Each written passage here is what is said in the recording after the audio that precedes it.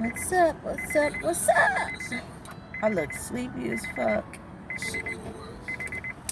But it is mid to late August. I don't like to say exact dates until I post it. It's hot as hell. It was hotter this past weekend though. It was hella hot. Fucking noise. Excuse my nails, whatever with all that. Another episode of crackertosis. It was something pressing I wanted to talk about though. I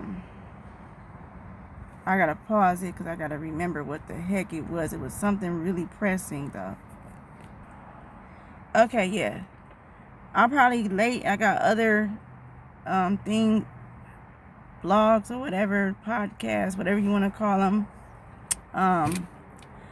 that happened already, of things, of time frames, but it's still relevant. But yes, this KH broad, I gotta take this key out. This KH broad that claims she's from Oakland. I found out last week that hoe, I don't give a fuck about who feels about what words I'm using. I'm not hurting nobody. If I'm hurting your feelings, our lives been getting hurt, because that's what this is about. Okay, so I found out last week that she was part of the Truancy Act in Oakland. I don't know what year they put that in Alameda County or the state of California. I think it wasn't just Oakland, but I know Oakland School District for sure was using it. And like some days I would be, taking my son to school late for whatever reason, traffic issues,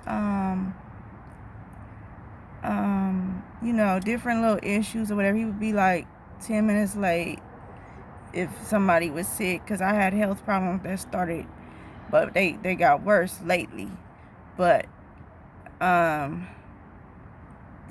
since he was little, and sometimes I would take him like 30 minutes late,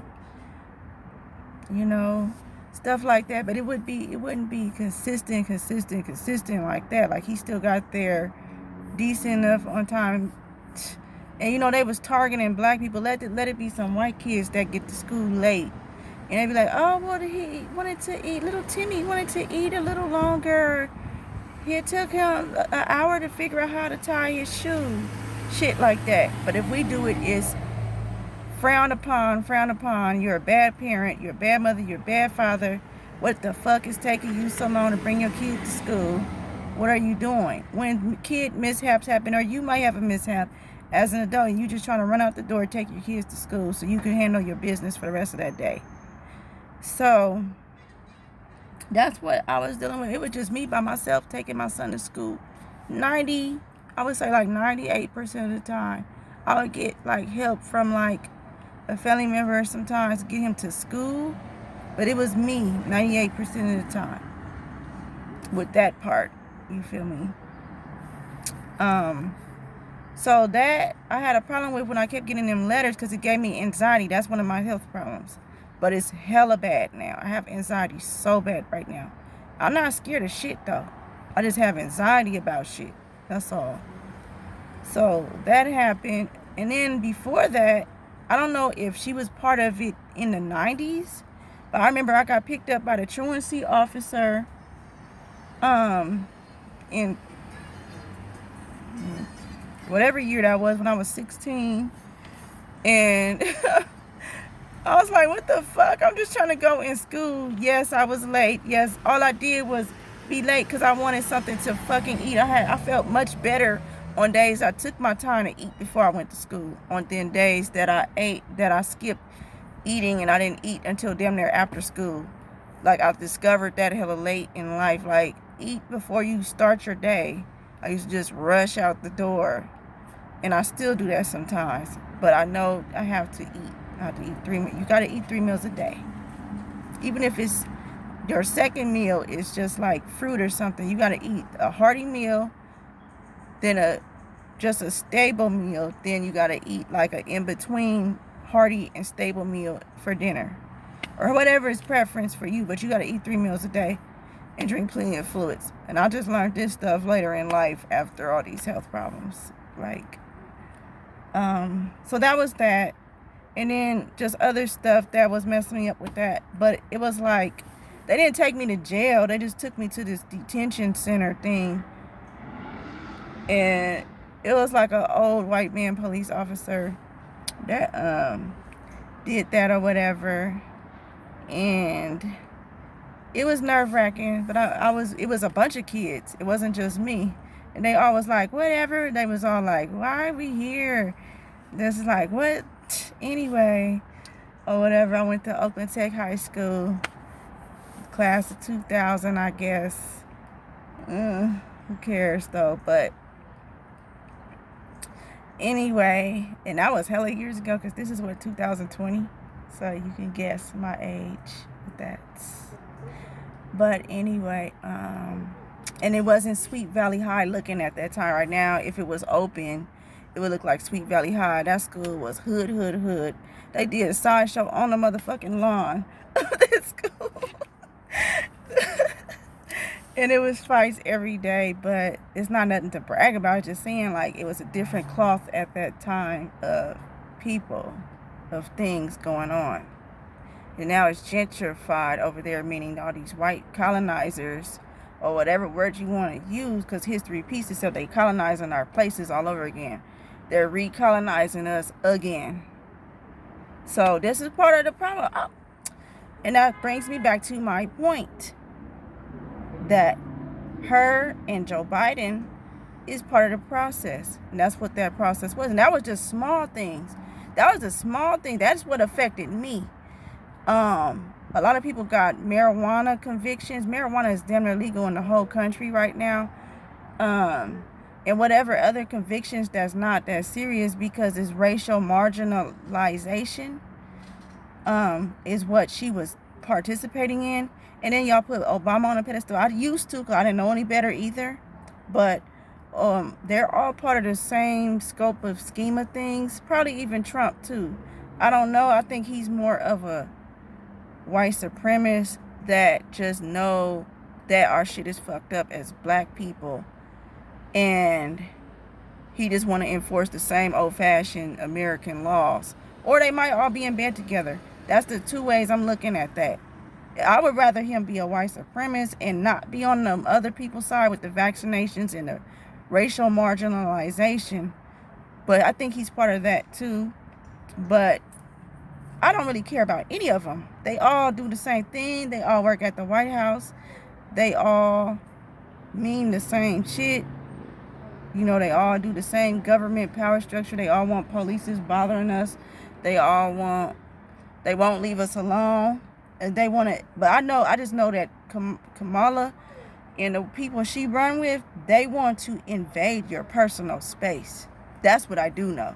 I know that. They want to get in your face with a smile. And that's the fox. So you're not supposed to fuck with the fox or the wolf. But the fox is more dangerous because you see a smile and it's smaller and calmer. But it's actually more vicious because you don't see it coming because it has a smile. And that's what this is. That's what we're dealing with. The wolf, you see it coming, shoot that motherfucker on sight, or get rid of that motherfucker on sight. Not saying shoot no president. I know. Because I actually agree with some of the Donald Trump stuff, but I feel like he's side switching hella much. So I think they all in bed together. So, like, Marcus Garvey sat down with the Grand Wizard of the Ku Klux Klan. So that's the example I use when people be like, well, vote for Trump. I'm not voting for neither one of them people because I don't agree with none of them. They all in the same team. But if it was actually clear cut and dry, then I'm saying that. But it's not clear cut and dry because they all switch sides hella much. And I know that the Democrats are worse because they do hella stuff that you're going to wonder what's going on. Just like when Clinton was president, the police was flooding the streets of Oakland. It was ugly. I caught the end of it when I became an adult, and then Bush and stuff. It was Bush, I think Bush, and then Obama when I became an adult. So yeah, so I'm not voting for none of that stuff. I don't trust none of it. I never believed in none of it. They all in the same bed. They just putting a show on for us. Y'all don't have to agree with me. This is just my opinions backed by some facts. And that's about it. But yeah, fuck that bitch, Kamala Harris. Because she affected me personally. And if you have kids, if you have brothers, if you have, you feel me, family members you care about as a black person or Latino, you would feel the same way whether the voting is real or not. Because I honestly don't think anybody's votes matter. It's all about a show, and then who they just gonna put up there, just like a song on mainstream radio that you be like, hell no, this song weak as fuck, and then they put it on the radio anyway because that's what the radio station people make them do, to force a song on everybody that's not even all that. Well, the songs that is all that is just on backlog or something, or you got to play it on your own on some underground hype. So it's whatever with that. These people are all evil. They all part of the trafficking game of drugs and sex trafficking. Like, I always wonder why.